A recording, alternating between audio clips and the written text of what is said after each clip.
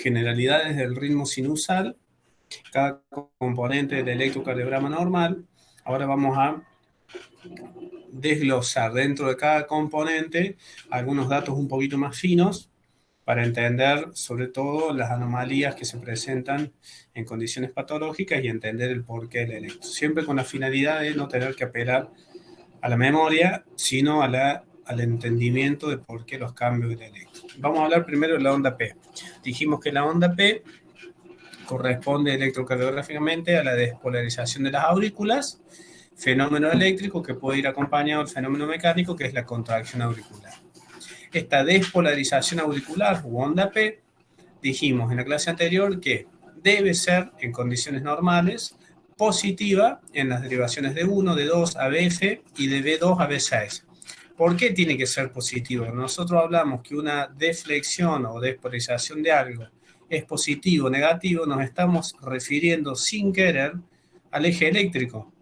Cuando nosotros calculemos el eje eléctrico del electrocardiograma, uno lo calcula generalmente para el QRS, que habla del eje eléctrico fundamental. Pero también la onda P tiene su eje eléctrico. Entonces, el hecho que sea positiva en D1, D2 y ABF quiere decir que el eje eléctrico de la onda P se sitúa entre 0 y más 90 grados. Acuérdense el círculo que vimos el otro día del diagrama de Cabrera. Por eso yo les insistía que lo tienen que tener siempre a mano. Tiene que ser siempre negativa en ABR, esto bajo condiciones normales, lógicamente. Puede ser positiva, negativa, bimodal en D3 y siempre es bimodal en B1.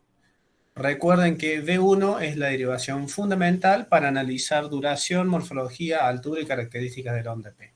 Y después en ABL, recuerden que en el círculo este de Cabrera ABL representaba en el plano espacial frontal una ubicación de menos 30 grados, por lo tanto la onda P, si está más allá de los 70, 80 grados, va a ser negativa en ABL, si está más cerca de los 60 grados va a ser positiva, puede ser bimodal, es decir, multipolar. La altura de la onda P tiene que ser siempre menor a 2.5 milímetros, es decir, 0.25 milivolts.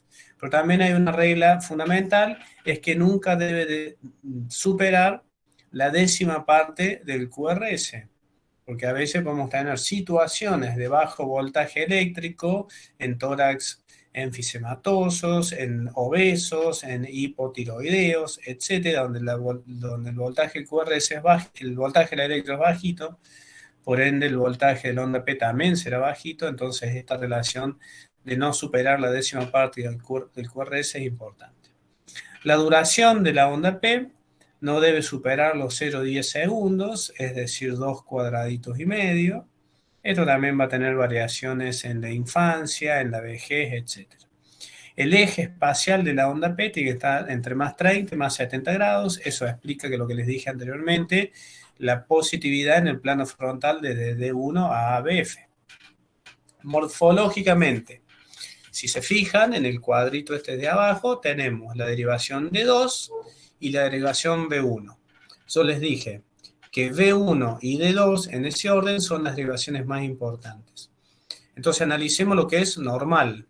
Después vamos a ir a la patología en otras clases. Analicemos lo que es normal. La onda P en condiciones normales tiene que ser de rampas, es decir, un ascenso suave, lento, tiene que ser simétrica, una cúspide roma bien redondeadita y un descenso también suave. Y recuerden que en B1 siempre es bimodal. Nosotros salteamos la parte de los vectores eléctricos. Lo vemos muy por arribita. Los vectores eléctricos en el caso de las aurículas es separar la fuerza eléctrica que ejerce la aurícula derecha y la aurícula izquierda. Fíjense que la aurícula derecha tiene un vector, una dirección de despolarización hacia abajo y adelante, la aurícula izquierda hacia arriba y a la izquierda. Entre estos dos vectores sale una resultante que nosotros podremos imaginar que es una flecha para acá. Una flechita para acá. En realidad, estos los vectores sería esto que les estoy diciendo. Esta es la aurícula derecha, esta es la aurícula izquierda, cada una tiene su fuerza de despolarización, la resultante de la fuerza de dos fuerzas individuales es esta acá. Por esa razón, si yo les digo que el resultante del vector de la despolarización de las dos aurículas da una fuerza que en el espacio se dirige hacia abajo, adelante y a la izquierda. Por eso en V1, si se acuerdan dónde estaba V1, que era el espacio acá, este era V1, por eso V1 mira o siempre inscribe a la onda P de dos formas. Una primera parte positiva, esperen que me perdí. ¿Dónde estoy? ¿Qué pasó? Una primera parte positiva que corresponde a V2, a V1 que está acá mirando este vector, y una segunda parte negativa que corresponde al vector de la aurícula izquierda que se le aleja a V1.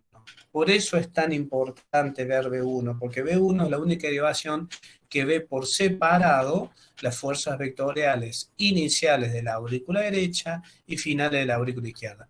Entonces, la utilidad de V1 radica en que cualquier crecimiento de la aurícula derecha lo vamos a ver claramente en la porción inicial de la onda P. Cualquier crecimiento o anomalía de la aurícula izquierda la vamos a ver en la porción final de la onda P. Por eso es tan importante V1 en su valoración de la despolarización de las aurículas. Esto es lo que les acabo de decir.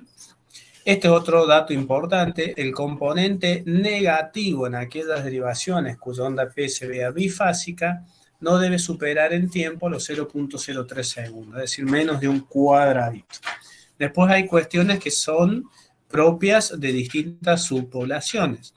En los niños, como todavía tienen niños pequeños, ¿no?, entre recién nacidos, los primeros 2 a 3 años, como todavía tienen cierta predominancia de los circuitos pulmonares propios de la circulación fetal, es normal que la onda P sea puntiaguda, porque todavía, que tenga esta forma en D2, esta forma en B1, porque todavía predomina las fuerzas vectoriales de las cavidades derechas.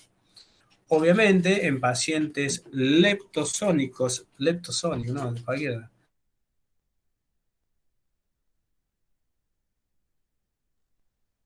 pacientes flacos y altos, digamos, donde el corazón está verticalizado, este vector de aurícula izquierda se va a desviar hacia la derecha. Por esa razón, en un paciente flaco, alto, podemos ver una onda P puntiaguda sin que sea una anomalía. En pacientes con enfisema, con hipertensión pulmonar, col pulmonar agudo o crónico, también es lógico que se desplace el vector de aurícula derecha y que lo podamos ver positivo todavía en B2. Y ojo, que hay ritmos auriculares bajos, cuyo ritmo de despolarización no nace en el nodo sinusal, sino en el nódulo auriculoventricular. Podemos ver ondas P negativas en la cara inferior. Después eso lo vamos a ver cuando desglosemos la parte de electropatológico. Acá tienen variantes morfológicas, sobre todo para que usemos nomenclatura, porque por ahí uno cuando describe el electro lo describe con las palabras que a uno se le ocurre. Uno puede decir tiene una onda P achatada, una onda P picuda, una onda P... Bueno, entonces tenemos, esto es una onda P normal. Rampas lentas, suaves, de Roma, ascenso, descenso. Acá tenemos una onda P aplanada, esto es un D2. Una onda P invertida, una onda P acuminada, que es una nosotros puntiaguda. Una onda P cuya cúspide es en meseta, fíjense que es bien Roma. Una onda P difásica, es decir, que tiene dos fases de igual polaridad, pero separadas por una meseta, o bifásica, cuando tiene polaridades dobles, pero invertidas. Entonces, esta sería la nomenclatura apropiada para usar en onda P. Todo fenómeno de despolarización cavitaria tiene su subsecuente fenómeno de repolarización. Así como la onda T es la repolarización del QRS, las aurículas también tienen su repolarización, lo cual se llama onda TA. El otro día dijimos algo de las direcciones de des y repolarización desde endocardio, epicardio, etcétera, que explican el porqué de las inversiones de las ondas, pero me parece medio fino. En todo caso lo veremos en algún capítulo de isquemia. Lo que sí tienen que saber que la onda de repolarización auricular, que recibe el nombre de TA, generalmente es invisible porque queda enmascarada dentro del QRS. Lo importante es que a la inversa de la onda T, cuya polaridad es igual a la del QRS, la onda TA es invertida. A veces, cuando hay ritmos lentos, donde la línea de base se despeja, podemos verlo, por ejemplo, en BB completo, etc. Pero bueno, es anecdótico nomás.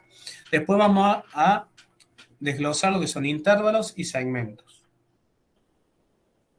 Recuerden, yo le había dicho que intervalo es un espacio temporal donde un fenómeno de despolarización está contenido, y el intervalo es un espacio temporal donde no hay fenómenos eléctricos contenidos en él.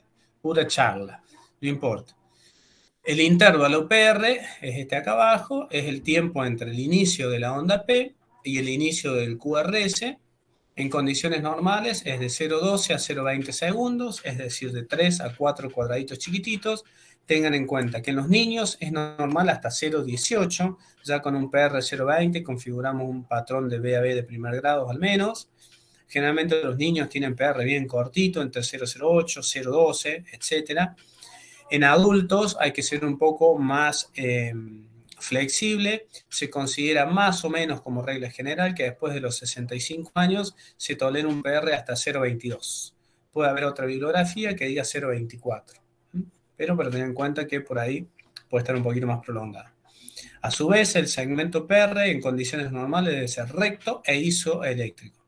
Acuérdense que le dije el otro día que si bien es un segmento que uno lo mira poco, en condiciones de afectación de masas musculares auriculares, como es por ejemplo una pericarditis, es lo que primero cambia, con supra o infra desnivel. O sea que el PR